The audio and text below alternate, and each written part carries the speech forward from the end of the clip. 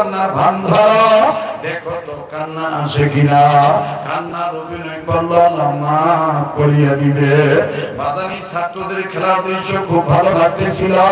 এরপরে তখন মেন গেটের দিকে নজর দিলা, নজরে ধরা পড়লো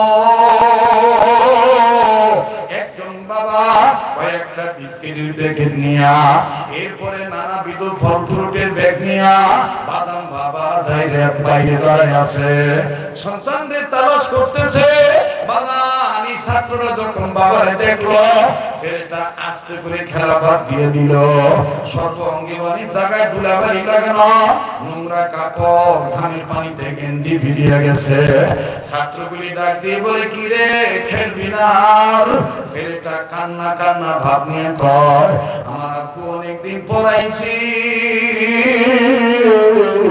আমি আমার আব্বুর কাছে যাই, আমি আর আজকে খেলবো না।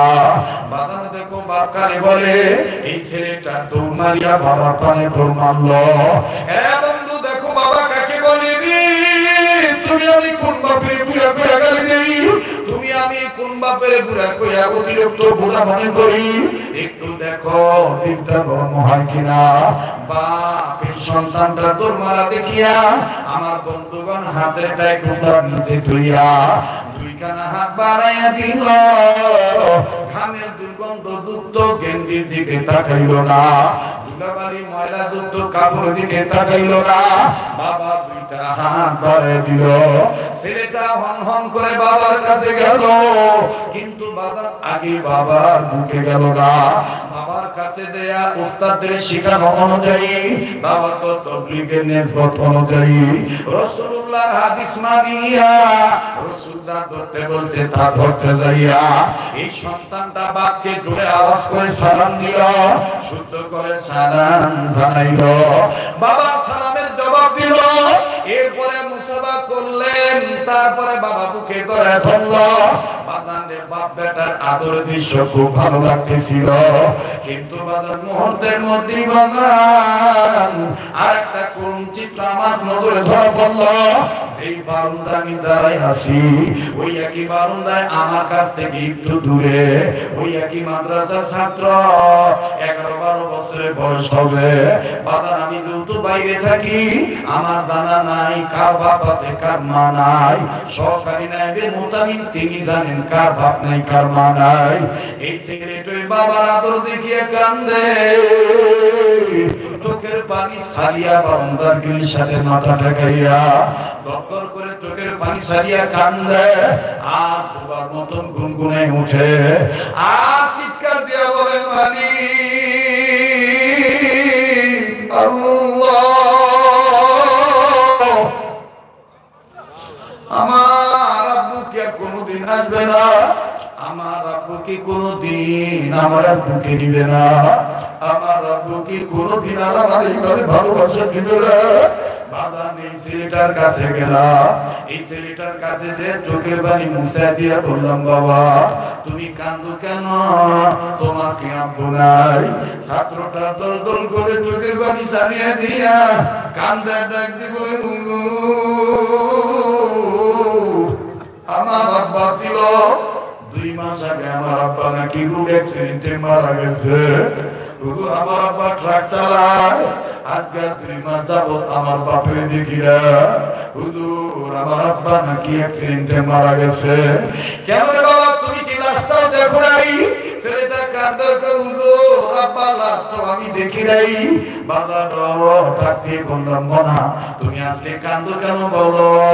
এই ছাত্রটা কান্দা ডাকতে বলে, হুজুর এই ভাইয়ার আব্বার আদর দেখে আমার আব্বার কথা মনে হয়ে গেছে।